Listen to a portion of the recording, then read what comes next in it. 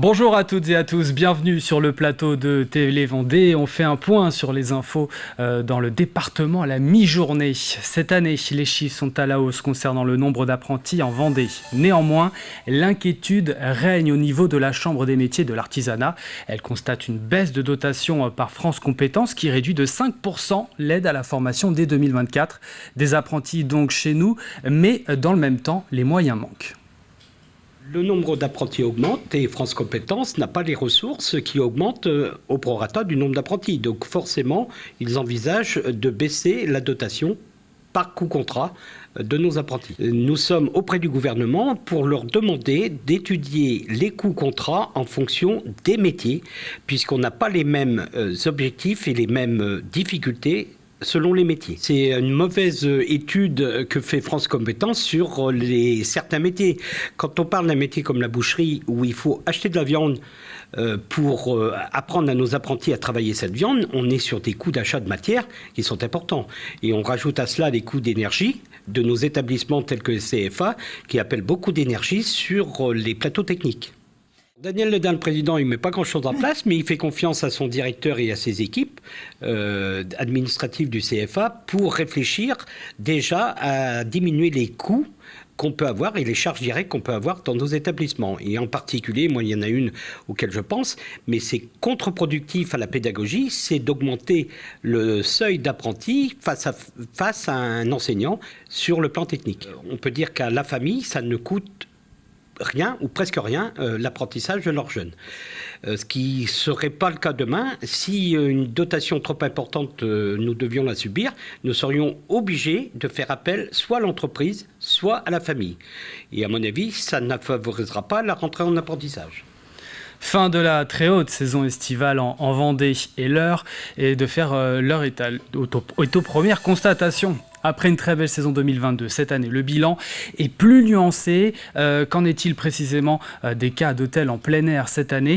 Avec 20% de réservations en plus fin mars, la Fédération vendéenne de l'hôtellerie de plein air s'attendait à plus de fréquentation.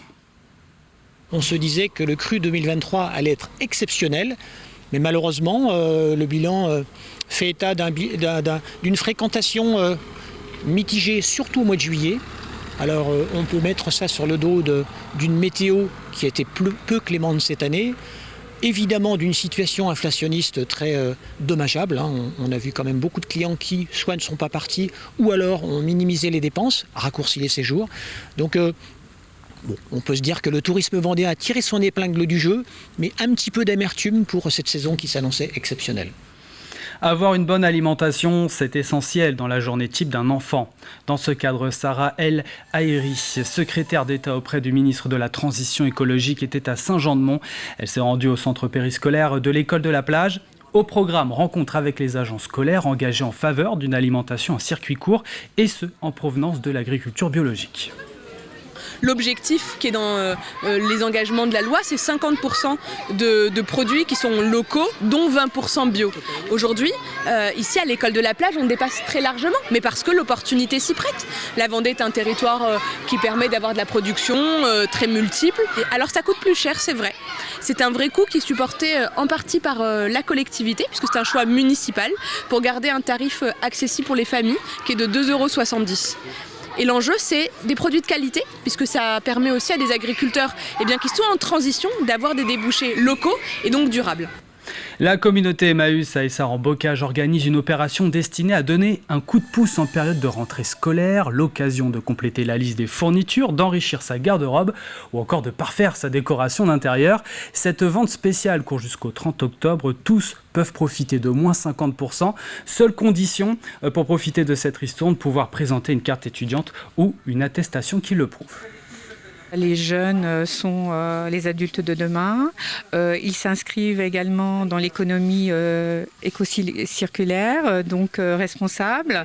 C'est montrer que l'objet peut resservir. C'est montrer qu'on s'inscrit vraiment dans la planète Terre et qu'on a une démarche éco-citoyenne. Nos prix sont déjà pas chers.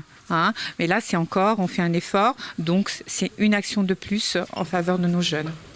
Une immersion en plein cœur du Moyen-Âge, le week-end du 23 et 24 septembre. Le château de Tiffauges propose de vivre une grande fresque historique. Au programme, découverte de manière inédite de près de 500 figurants venus de toute l'Europe. Le tout dans un campement composé de 2 hectares de tentes. Les détails de ce qui nous attend.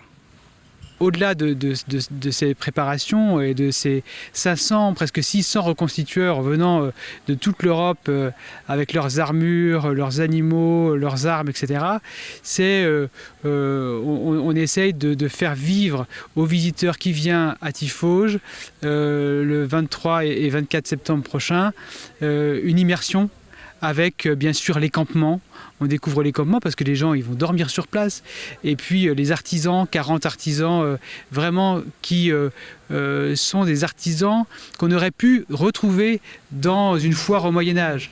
Direction Fontenay-le-Comte où étaient invités les habitants au forum des associations. C'était samedi à la Plaine des Sports et à la salle de la Grande Prairie. Si l'an dernier ce forum avait réuni 111 organisations, elles étaient 117 il y a quelques jours. Ce traditionnel forum dédie une journée entière aux clubs et associations de la ville en quête de nouveaux licenciés ou bénévoles. Les visiteurs avaient le choix, regardez.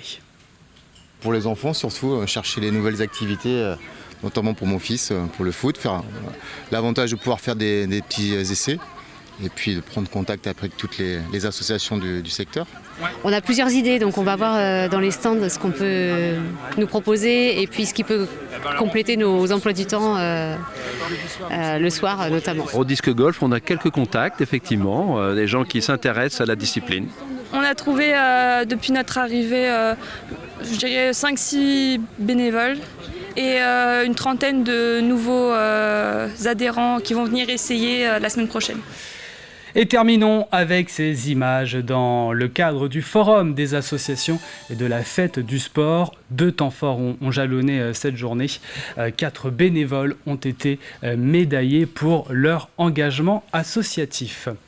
Voilà pour l'info. À 18h, vous avez rendez-vous avec Diane Delangle pour faire le tour de l'actualité en Vendée. Bon après-midi avec nous.